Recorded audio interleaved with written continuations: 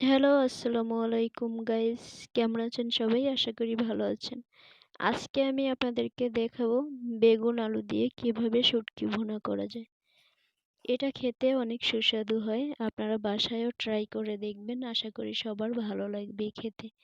আমি শুটকি মাছ রান্না করার জন্য চুলায় একটা প্যান বসিয়ে দিলাম।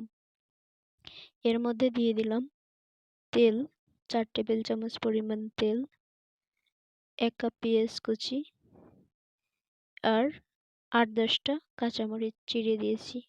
আমি একটু মরিচ বেশি দিয়েছি, শুটকি মাছের ঝাল হলে খেতে ভালো লাগে, তাই মরিচ বেশি দিয়েছি। আপনারা পরিমাণ মতো দিয়ে দিবেন।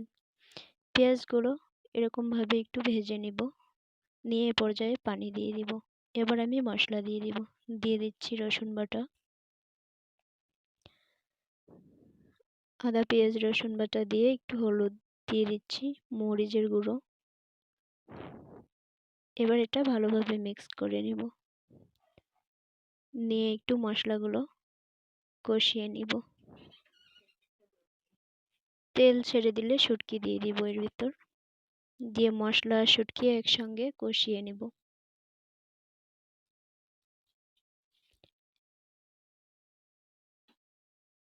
এ পর্যায়ে দিয়ে দিব কেটে রাখা আলুগুলো। আমি আলুগুলো এভাবে লম্বা লম্বা করে কেটে নিয়েছি। এবার স্বাদ মতো লবণ দিয়ে দিব, দিয়ে আলু আর শুটকি আরও কিছুক্ষণ সময় কষাবো। এ পর্যায়ে দিয়ে দিব পানি,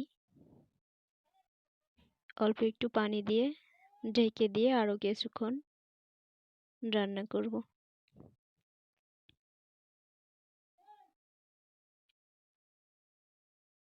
দেখেন পানি কমে আসছে, শুকনো শুকনো হয়ে গেছে, আলুগুলো সিদ্ধ হয়ে গেছে। এ পর্যায়ে আমি বেগুন দিয়ে দিব। আমি বেগুনগুলো এভাবে কেটে রাখছি, আপনারাও এভাবে কেটে নেবেন বেগুনগুলো। এ পর্যায়ে আমি সবগুলো বেগুন দিয়ে দিব।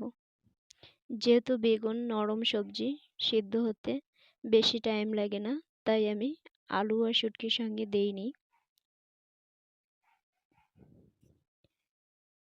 আমি পানি অ্যাড করব না, কারণ বেগুন থেকে পানি বেরোবে। ঢেকে দিয়ে রান্না করব। এই যে দেখেন বেগুন থেকে যে পানি বেরোইছে, সেটাতেই বেগুন সিদ্ধ হয়ে গেছে।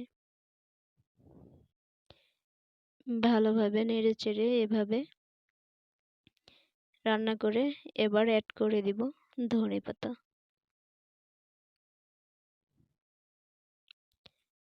ধনেপাতা দিয়ে আরো কিছুক্ষণ একটু রান্না করব। ধনেপাতাটা মিক্স করবেন, যেহেতু শুটকি, তাহলে শুটকির গন্ধটা আর ওভাবে লাগবে না। এ পর্যায়ে নামিয়ে নিব। হয়ে গেলে দেখেন শুটকি ভুনা। এভাবে বেগুন আলু দিয়ে শুটকি রান্না করে খেয়ে দেখবেন। আশা করি সবার অনেক ভালো লাগবে। আর সবাই চ্যানেলটা সাবস্ক্রাইব করবেন, শেয়ার করবেন, কমেন্ট করবেন।